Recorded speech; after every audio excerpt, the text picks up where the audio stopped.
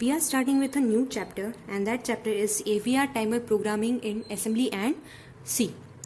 So as we all know that many a times while programming in AVR or programming in a controller, we need to generate time delays or we need to count certain number of events, that how many times an event has occurred. We need to count that.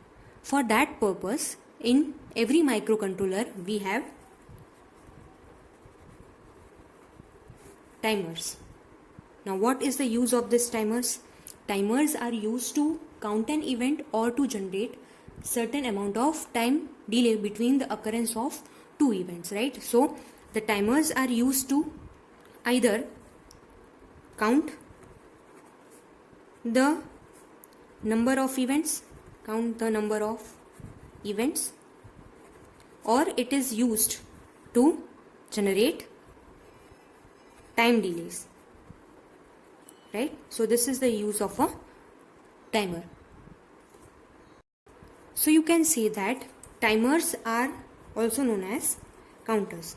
Timers and counters both are the same thing. Now the next question is how to generate a time delay.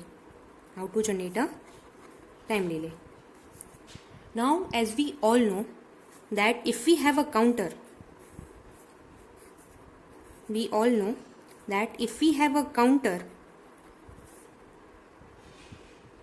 it will be connected to an oscillator, right? Whenever we have a counter, it will be connected to an oscillator. Now, what is the use of this oscillator? Now, whenever the oscillator will generate a clock pulse, right? What is the use of the oscillator? That it will generate clock pulse. Now, with every clock pulse, the counter will increment or it will decrement, right? We have seen this in digital electronics, right? That with every clock pulse, the counter will either increment or it will decrement. So now the question is that how a time delay is generated in a controller, right? So let us assume that we have a microcontroller and it has an oscillator.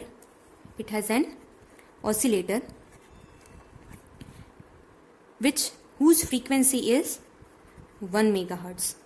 We have a microcontroller and it has an oscillator with frequency of 1 megahertz. So what will be the time period? Time period T is equal to 1 by F, which is equal to 1 upon 1 into 10 raised to 6. So the time period will be equal to 10 raised to minus 6 seconds, or you can say that 1 microsecond, okay?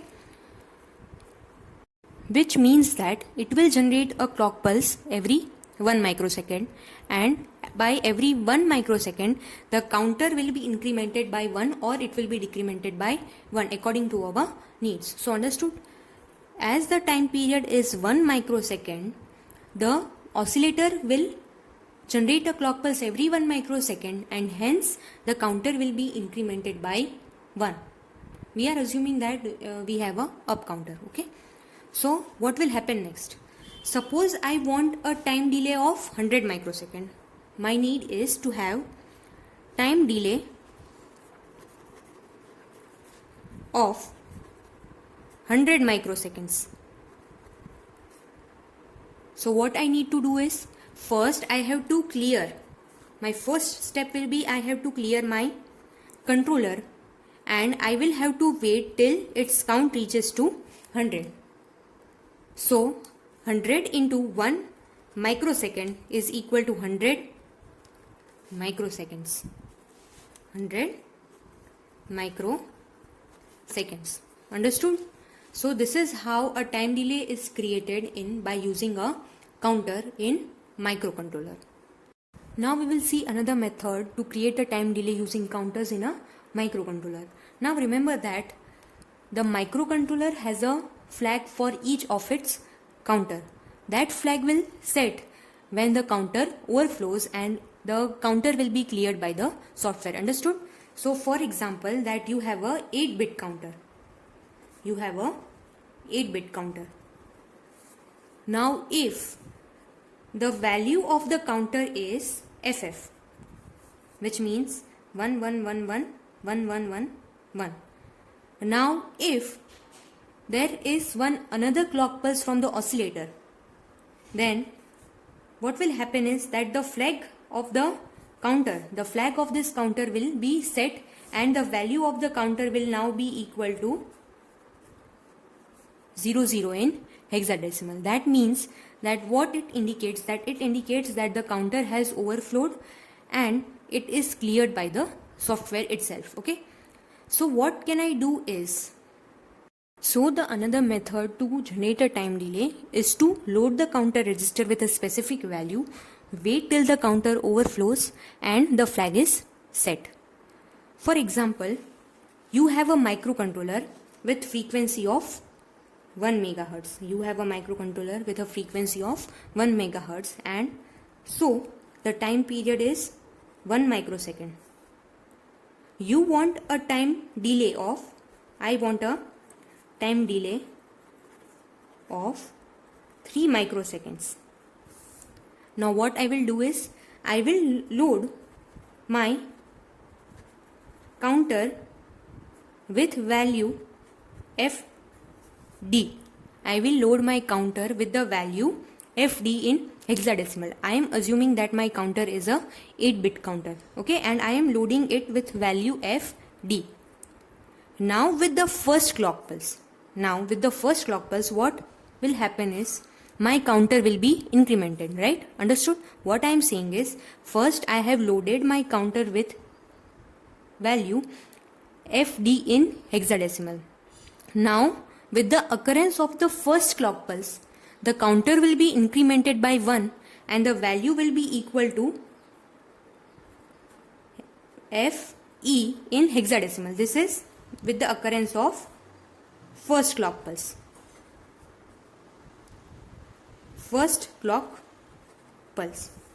Now with the occurrence of second clock pulse, my counter will be incremented again and its value will be FF.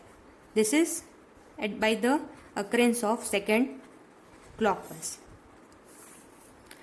Now if there is a third clock pulse, there will be a third clock pulse. So what will happen is that the counter will be overflowed. Yes, with the occurrence of the third clock pulse, what will happen is that my counter will be overflowed. Why? Because my counter is a 8-bit counter and the maximum value that it can accommodate is FF. Right? So what happened is, with the occurrence of the third clock pulse, my controller or my counter is overflowed and the flag is set. And the counter value will again become 00. Okay, so what happened is that I have 3 clock pulses. Okay, and each has a time period of 1 microsecond. Each has a time period of 1 microsecond. So the total, each has a time period of 1 microsecond. So the total time delay that generated due to this process is 3 microseconds. Understood? So this is how I can create a time delay using this method. In a AVR microcontroller, there can be 6 timers depending upon the family member. The timers are timer 0, 1, 2, 3, 4 and 5. So now talking about ATmega 32,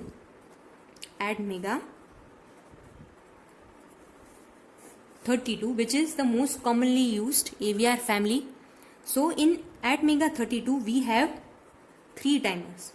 In ATmega 32 we have 3 timers, and those timers are timer 0, 1 and 2.